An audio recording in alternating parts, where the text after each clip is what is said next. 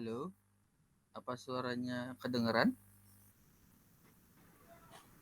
Ada Iya, Kak, terdengar tapi Mas Dede. Ya. kecil kayaknya. Oh, Bu, dimulai langsung sekarang atau bagaimana? Tunggu teman yang lain, kita tunggu 5 menit lagi ya. Ah ya, baik Bu. Ini woro-woro temannya. Iya.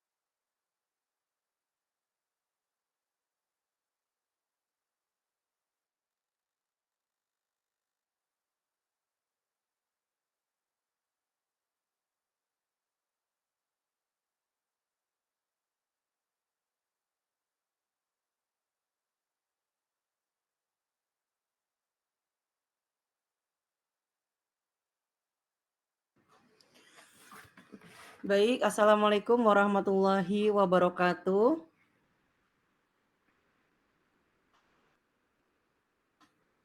Waalaikumsalam warahmatullahi wabarakatuh. Suara saya jelas terdengar? Jelas Bu. Jelas, baik. Alhamdulillah hari ini kita bertemu kembali di pertemuan kedua sebagaimana yang sudah kita sepakati di awal bahwa hari ini metodenya dan seterusnya adalah presentasi dari kalian dan yang pertama adalah dari Mas Dede Herman, ya benar ya. Mas Dede Herman dengan tema pengenalan riset operasi karena memang baru pertama jadi baru masuk teorinya ya, belum pusing-pusingnya. Siap Mas Dede Herman? Insya Allah siap Bu. Yang lainnya siap? Yang lainnya gimana? Siap? Iya Bu. Oke. Baik, kita mulai. Silakan Mas Dede Herman. Baik. Assalamualaikum warahmatullahi wabarakatuh. Terima kasih. Waalaikumsalam warahmatullahi wabarakatuh. Terima kasih kepada Ibu Nur Aziza dan teman-teman untuk kesempatan saya mempresentasikan materi mata kuliah Teknik Riset Operasi yang pertama yaitu pengenalan riset operasi. Saya Dede Herman. Ini sudah mulai share screen. Apakah sudah terlihat share Sudah screen-nya? Mas. Sudah ya. Baik. Ini Bisa diperbesar nggak Mas Dede? oh ya, Oke. ini mau di zoom Bu. Oke, siap. Pengenalan riset operasi. Untuk selanjutnya yaitu definisi riset operasi. Definisi atau pengertian riset operasi.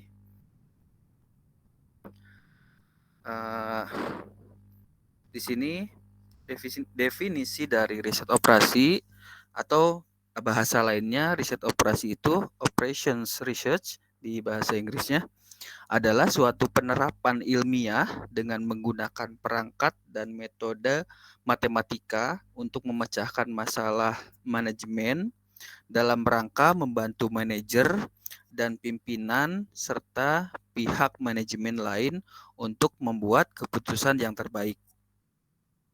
Nah, maksudnya ini dalam suatu organisasi ataupun suatu kelompok, jadi mungkin ada anggotanya, ada atasan, bawahan.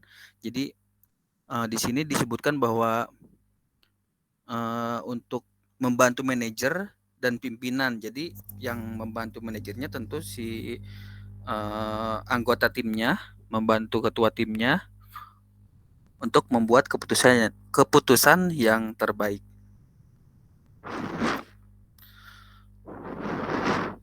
Kemudian pentingnya riset operasi dalam pengambilan keputusan. Untuk pentingnya riset operasi dalam pengambilan keputusan, yang pertama ada yang namanya optimalisasi. Optimalisasi yaitu riset operasi membantu dalam mencari solusi terbaik atau optimal untuk masalah yang kompleks. Ini termasuk penentuan alokasi sumber daya yang efisien, perencanaan jadwal yang optimal, dan pemilihan rute tercepat. Selanjutnya, maaf Mas Dede, ya Bu, ini sudah Mas Dede sudah slide terbaru atau masih yang pertama? masih slide yang ini Bu. Jadi memang saya hanya menuliskan poin-poinnya. Oh gitu, oke. Iya Bapak Ibu ya. Iya, jadi ini masih di slide yang ini tadi definisi riset operasi. Nah, poin yang kedua yaitu pentingnya riset operasi dalam pengambilan keputusan. Tadi yang pertama optimalisasi. Yang selanjutnya penghematan biaya, yaitu dengan memanfaatkan teknik matematis dalam riset operasi, organisasi dapat mengidentifikasi cara-cara untuk mengurangi biaya operasional. Ini bisa mencakup pengurangan biaya produksi, pengelolaan persediaan, dan pemilihan vendor yang lebih efisien.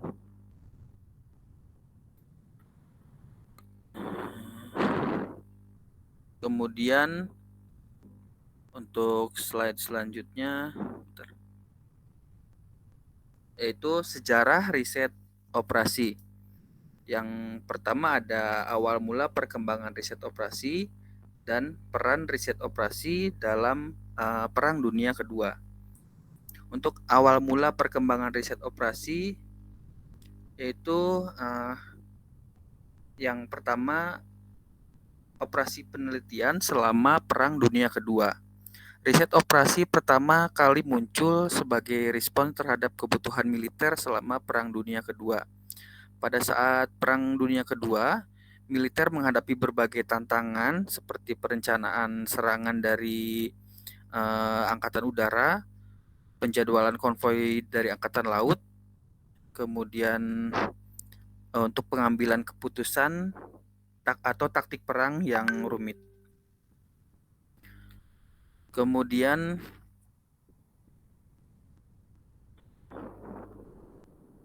pemrograman linear. Pemrograman linear salah satu tonggak awal dalam perkembangan riset operasi adalah pengembangan pemrograman linear pada tahun 1940-an. Pemrograman linear ini yaitu teknis matematis yang digunakan untuk mencari solusi terbaik dalam situasi di mana sumber daya terbatas harus dialokasikan ke berbagai kegiatan.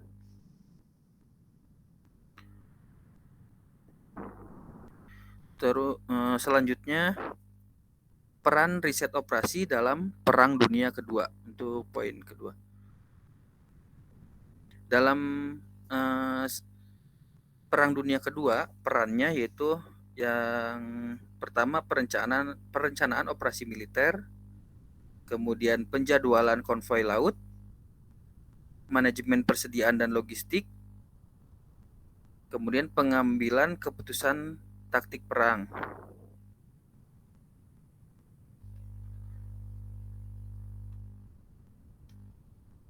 Selanjutnya, slide berikutnya yaitu mengenai ruang lingkup riset operasi. Ruang lingkup riset operasi ini ada bidang-bidang utama. Yang pertama bidang-bidang utama dalam riset operasi dan contoh masalah yang dapat diselesaikan dengan riset operasi. Untuk bidang-bidang utama dalam riset operasi diantaranya ada pemrograman matematis, ada teori antrian atau queuing theory dalam bahasa Inggrisnya. Kemudian ada simulasi, analisis sensitivitas, pemodelan stokastik, optimasi kombinatorial, optimasi dinamis, dan analisis multi kriteria.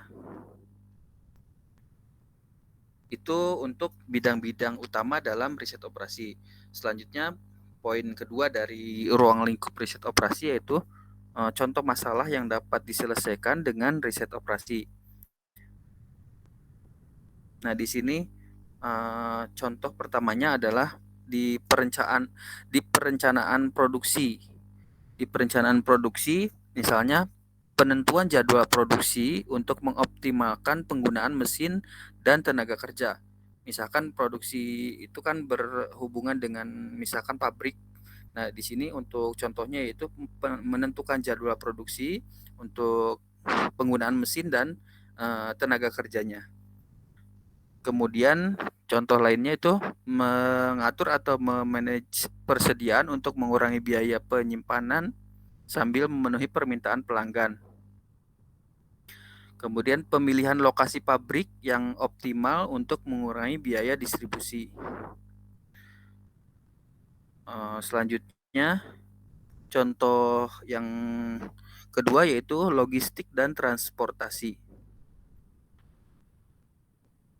Untuk contoh logistik dan transportasi ini yaitu penentuan rute pengiriman terpendek atau tercepat untuk armada, truk atau kendaraan lainnya, penjadwalan penerbangan pesawat atau penugasan tenaga kerja dalam maskapai penerbangan, kemudian optimasi alur lalu lintas di jaringan transportasi perkotaan. Yang contoh berikutnya yaitu manajemen rantai pasokan atau bahasa lainnya supply chain management. Kemudian ada manajemen proyek, ada manajemen persediaan layanan kesehatan. Contoh dari manajemen persediaan layanan kesehatan adalah penjadwalan operasi dan perawatan pasien di rumah sakit. Kemudian penentuan stok obat dan peralatan medis yang optimal. Kemudian manajemen antrian di klinik dan rumah sakit. Selanjutnya manajemen keuangan dan pengangkutan umum. Itu beberapa contoh masalah yang dapat diselesaikan dengan riset operasi. Untuk selanjutnya, slide selanjutnya yaitu tujuan riset operasi. Tujuan riset operasi ini yang pertama meningkatkan efisiensi, kemudian memaksimalkan keuntungan, dan meminimalkan biaya.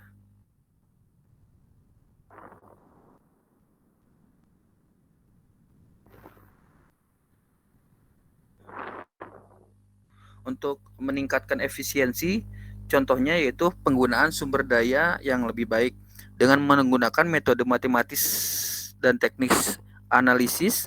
Riset operasi membantu organisasi mengalokasikan sumber daya seperti tenaga kerja atau sumber daya manusia, waktu, uang, dan material dengan cara yang efisien.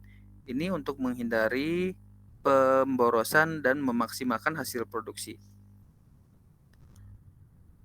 Kemudian yang tujuan yang berikutnya memaksimalkan keuntungan. Contohnya yaitu memaksimalkan pendapatan. Untuk tujuan dari memaksimalkan pendapatan ini yaitu mendapatkan pendapatan yang lebih besar atau bahkan maksimal, mendapatkan pendapatan yang maksimal. Ini mungkin ini relevan dalam industri seperti perhotelan, pariwisata, atau e-commerce, di mana peningkatan pendapatan dapat dicapai dengan strategi penentuan harga atau promosi yang tepat. Selanjutnya itu tujuan yang berikutnya yaitu meminimalkan biaya. Untuk meminimalkan biaya, contohnya yaitu dari segi transportasi dan logistik. Riset operasi digunakan untuk merencanakan rute pengiriman yang paling efisien sehingga biaya transportasi dan waktu perjalanan dari pendistribusian suatu produk bisa diminimalkan. Nah, hal ini termasuk dari alokasi transportasi dengan cara yang lebih ekonomis.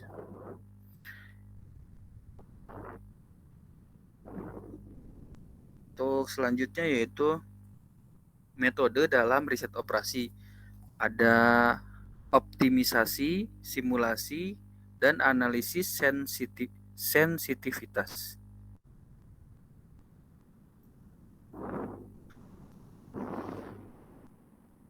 Untuk optimisasi yaitu proses mencari solusi terbaik atau optimal dalam suatu masalah dengan mempertimbangkan berbagai batasan dan kendala yang ada.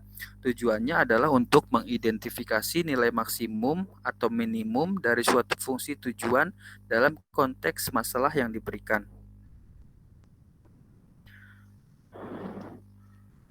Kemudian untuk simulasi adalah salah satu metode yang penting dalam riset operasi, digunakan untuk memodelkan situasi dunia nyata dengan menggambarkan proses atau sistem melalui serangkaian peristiwa atau keputusan yang berurutan.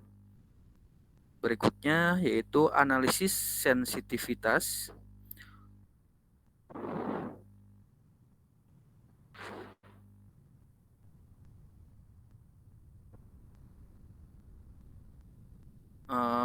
Metode yang ketiga yaitu analisis sensitivitas.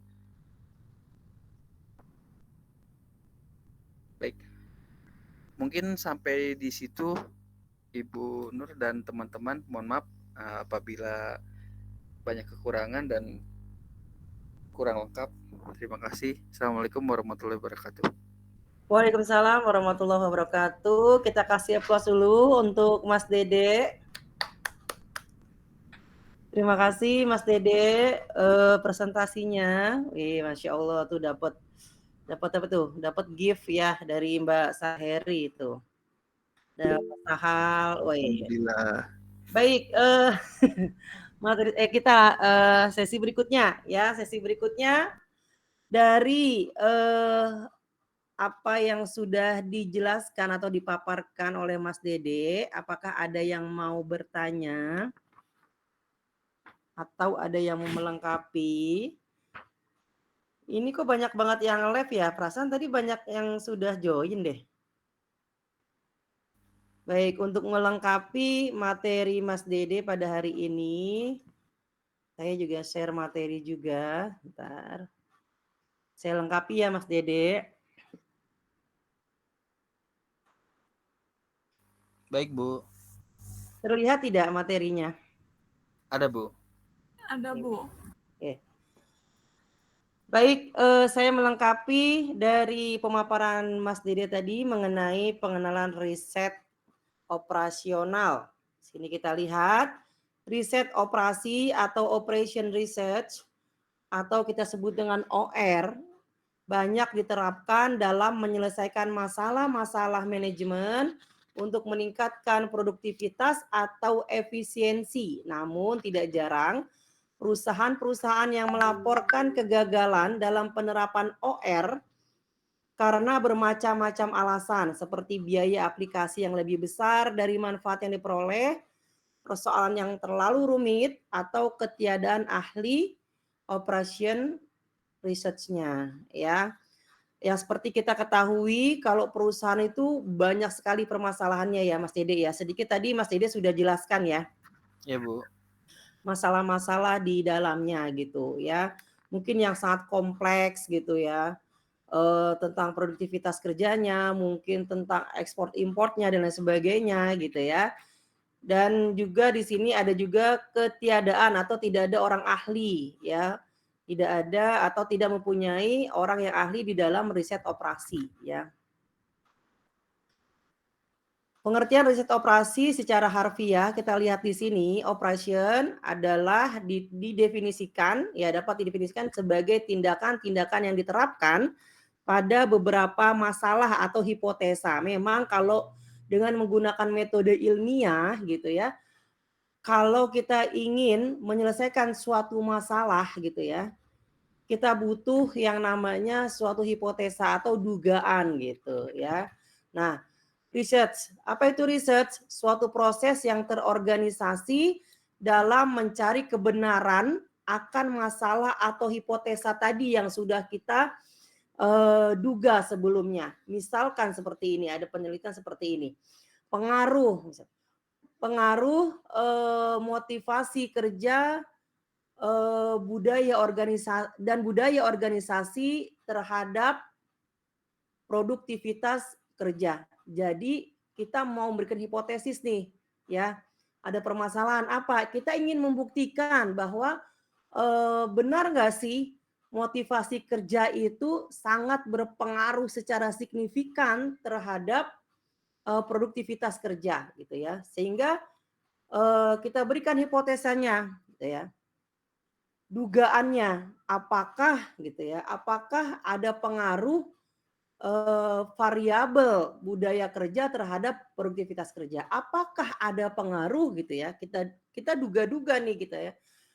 Dugaan itu ya disebut dengan hipotesa. Nah, dari dugaan itu kita mau membenarkan masalahnya. Benar nggak sih itu ada relasinya? Benar nggak sih ada pengaruh kuat antara variabel budaya kerja, variabel variabel motivasi kerja, variabel budaya kerja terhadap produktivitas kerja.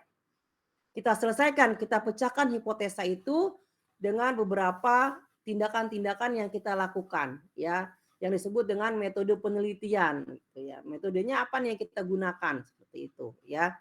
Nah, biasanya kita olah datanya, kita butuh data-datanya, gitu ya. Data-datanya dari mana? Mungkin ya berupa model, misalkan kita menggunakan kuesioner, ya, pertanyaan-pertanyaan terkait dengan produktivitas kerja, terkait dengan budaya organisasi, terkait dengan tadi apa motivasi kerja, ya. Kita berikan pertanyaan dan kita sebarkan kepada seluruh staf di perusahaan tersebut, gitu ya. Lalu setelah kita sebar kuesionernya dikembalikan kepada kita hitung tuh hasilnya gitu ya. Lalu kita olah, biasanya diolahnya dengan menggunakan metode kuantitatif. Nah, kalau kuantitatif itu berarti kita lagi mengerjakan atau mengolah data secara angka-angka tuh. Banyak angka-angka ya. Biasanya kita pakai softwarenya SPSS misalkan ya, atau biasanya apa? Kamu diajarkannya apa selama ini?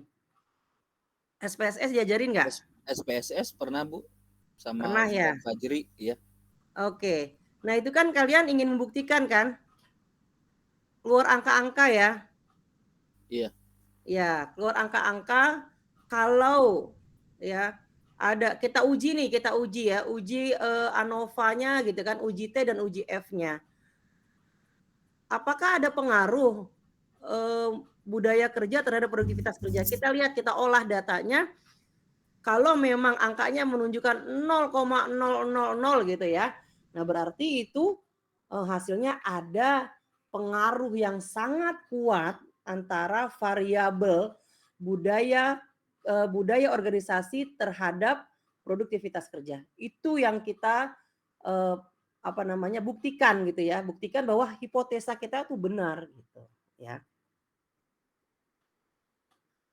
Oke, kita lihat di sini tentang masih pengertian riset operasi menurut para ahli. Menurut Morse dan Kimball mendefinisikan riset operasi sebagai metode ilmiah yang memungkinkan para manajer mengambil keputusan mengenai kegiatan yang mereka tangani dengan dasar kuantitatif. Tadi kalau kuantitatif itu apa? Berhubungan Dengan atau angka-angka. data-datanya angka, Ya. ya. Kalau saya bilang kualitatif, Kalau kualitatif kalimat gitu ya. kalimat ya. Narasi seperti itu. ya. Definisi ini kurang tegas karena tidak tercermin perbedaan antara riset operasi dengan disiplin ilmu yang lain. Ini menurut Morse ya.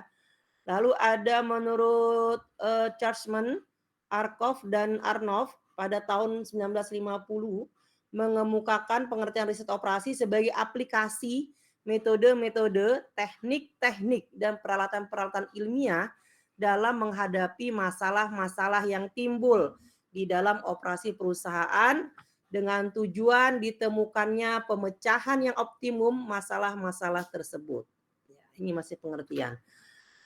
Menurut Miller, ya, mengartikan riset operasi sebagai peralatan manajemen yang menyatukan ilmu pengetahuan, menyatukan matematika dan logika dalam kerangka pemecahan masalah-masalah yang dihadapi sehari-hari sehingga akhirnya permasalahan tersebut dapat dipecahkan secara optimal. Nah, ini masih pengertian riset operasi ya. Kita lanjut saja ya. Tadi ya sudah dijelaskan oleh Mas Dede, sudah masuk ke sini belum Mas Dede? Model dalam riset operasi. Model Ada nggak tadi? Tujuan ya tadi ya. iya, tujuan ada ya, Bu. Oke. Dalam riset operasi kita membentuk sebuah model gitu ya. Bentar.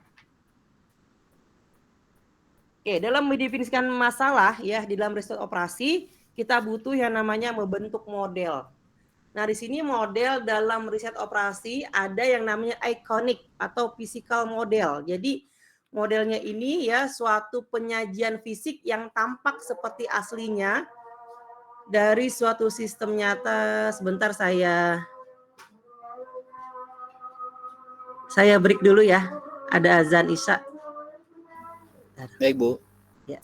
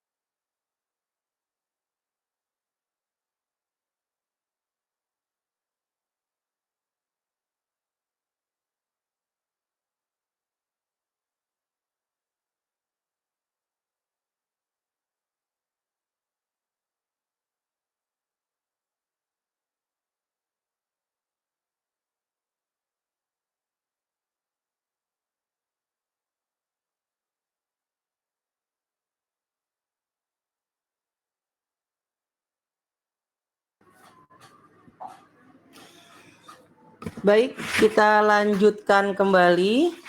Masih on semua? Masih, Bu. Masih ya. Masih, Bu. Masih semangat. Semangat, Bu. Alhamdulillah. Alhamdulillah. Ya. Baik. Teman-teman ada yang tahu model itu apa sih gitu ya? Apa itu model? Yang teman-teman ketahui.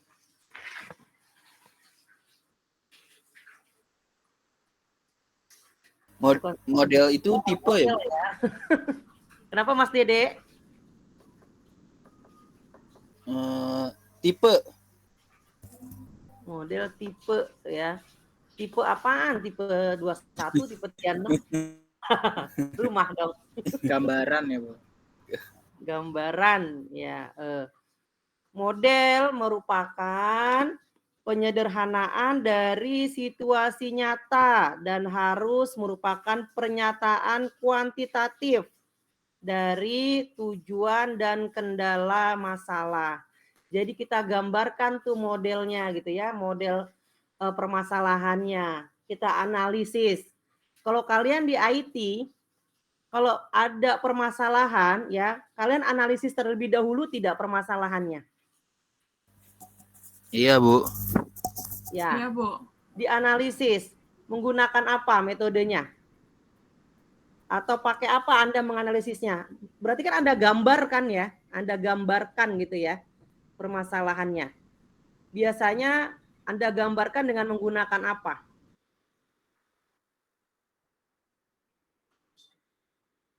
Ada juga yang menggunakan orientasi objek kan ya.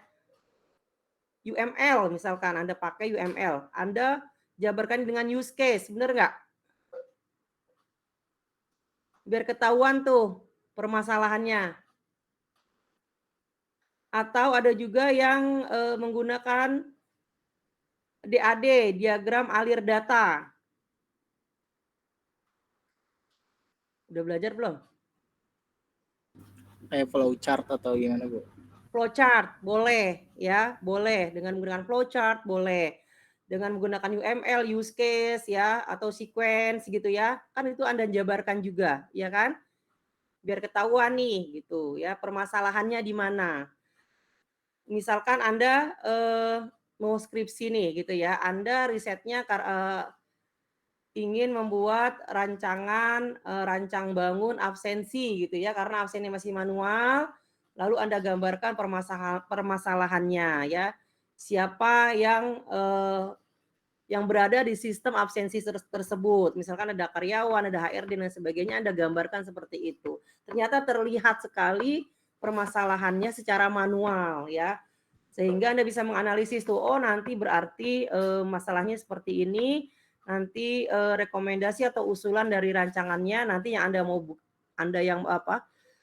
mau yang Anda buat itu suatu model sistem absensi misalkan absensi apa tuh? Absensi online misalkan gitu ya, absensi online misalkan berupa berbasis website gitu, berbasis web atau mungkin absensi Finger gitu ya. Terserah Anda bagaimana supportnya perusahaan tersebut gitu ya. Karena yang saya pernah bilang kemarin, kalau misalkan kita ingin membuat suatu rancangan sistem informasi, membuat sistem atau aplikasi, biasanya kita tidak langsung mentang-mentang kita programmer kita langsung bikin gitu ya. Tapi harus sesuai dengan kebutuhan. Kebutuhan siapa? Kebutuhan stakeholder.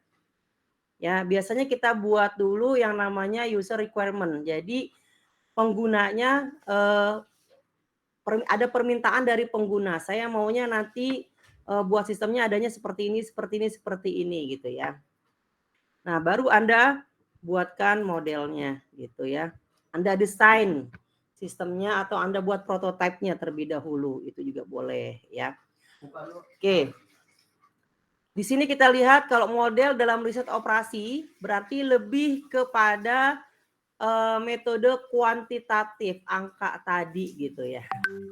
Nah, di sini kalau modelnya ada yang namanya iconic. Model adalah suatu penyajian fisik yang tampak seperti aslinya dari suatu sistem nyata dengan skala yang berbeda. Model ini mudah untuk dipahami, dibentuk dan dijelaskan, tetapi sulit untuk memanipulasi dan tak berguna untuk tujuan peramalan. Biasanya menunjukkan peristiwa statik. Contohnya, dalam mempelajari struktur sebuah atom, warna model tidak relevan.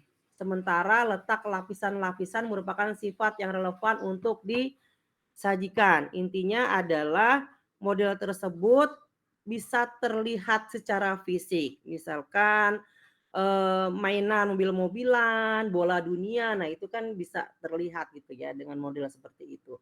Lalu ada analog model. Model ini lebih abstrak dibanding model ikonik karena tak kelihatan sama antara model dengan sistem nyata. Model analog lebih mudah untuk memanipulasi dan dapat menunjukkan situasi dinamis. Contohnya, peta dengan bermacam-macam warna, di mana perbedaan warna menunjukkan perbedaan ciri. Misalnya kalau kita lihat peta, itu kan berwarna-warni ya. Misalkan ada warna biru menunjukkan air, warna kuning menunjukkan pegunungan, hijau sebagai dataran rendah. Atau pada saat Anda membuat sebuah diagram untuk melihat prosentase peningkatan penjualan, ya itu kan sangat nyata. Misalkan kalau yang misalkan 5 tahun 2000 angka penjualan gitu ya, perolehan penjualan di tahun 2020, 21, 22, 23, 24. Pastinya Anda tidak sama semua kan ya. Anda berikan apa? Anda berikan warna kan biasanya gitu ya. Apalagi kan wanita seneng warna-warni ya. Misalkan tahun 2020 warnanya merah gitu ya. Atau kalau yang memang menunjukkan penjualannya itu tertinggi, nah Anda berikan itu biru dan lain sebagainya ya, agar bisa dilihat gitu. Bisa diartikan juga gitu ya bagi yang melihatnya gitu. Saya lanjut atau ada yang mau bertanya sampai di sini? Lanjut, Bu. Lanjut ya. Oke. Lalu ada model matematik. Atau kita butuh simbol. Kalau matematik kan banyak simbol-simbolnya ya. Di antara jenis model yang lain, model matematik sifatnya paling abstrak. Model ini menggunakan seperangkat simbol matematik untuk menunjukkan komponen-komponen ya, hubungan antar mereka gitu ya, dari sistem nyata. Namun sistem nyata tidak selalu dapat diekspresikan dalam rumusan matematik. Biasanya dibutuhkan pada saat kita mau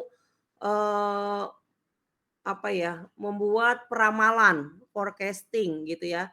Peramalan misalkan penjualan di tahun berikutnya atau 2 tahun berikutnya gitu ya. Kita bisa mendapatkan hasil penjualan berapa prosentasenya seperti itu ya. Nah, itu kan tidak bisa kita langsung nanti kita tahu 2 tahun kemudian hasil penjualan kita sekian, kan nggak bisa. Tapi harus harus kita buat dulu modelnya gitu ya. Kita butuh data-data ya, sumber data. Datanya apa saja sih gitu ya, kita kumpulkan, kita olah gitu ya. Kita olah setelah ada hasilnya baru kita bisa menunjukkan di tahun 2023 nanti gitu ya, tingkatan penjualan kita bisa meningkat 10% atau 25% seperti itu ya. Di sini model matematik ya dibagi menjadi 2 kelompok, ada deterministik, ada probabilistik. Deterministik dibentuk dalam situasi kepastian. Model ini memerlukan penyederhanaan dari realitas karena kepastian jarang terjadi. Keuntungan model ini adalah dapat dimanipulasi dan diselesaikan lebih mudah. Ada juga yang probabilistik, meliputi kasus-kasus di mana diasumsikan ketidakpastian. Meskipun penggabungan ketidakpastian dalam model dapat menghasilkan suatu penyajian sistem nyata yang lebih realistis. Model ini umumnya lebih sulit untuk dianalisa karena nebak-nebak gitu ya. Nebak-nebak, nah itu yang harus kita buat kebenarannya gitu ya.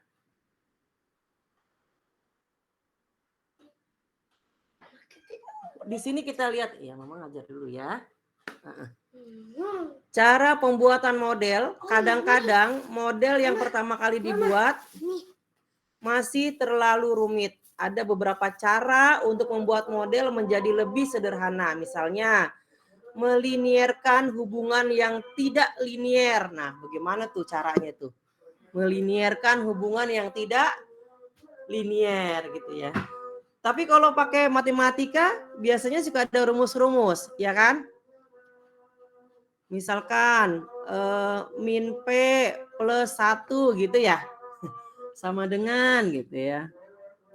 Nah, itu kan dari yang tidak linier tapi kita harus melinierkan gitu ya.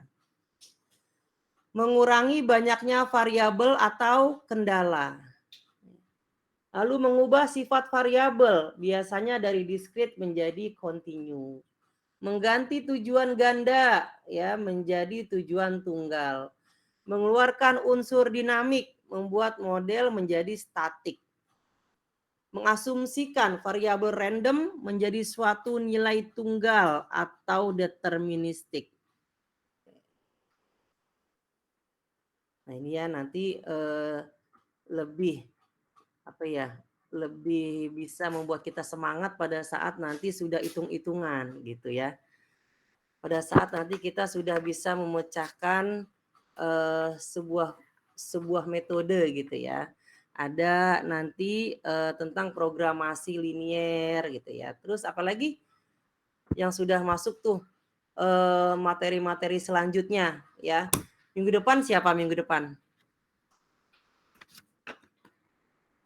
Minggu depan Bu. yang siapa?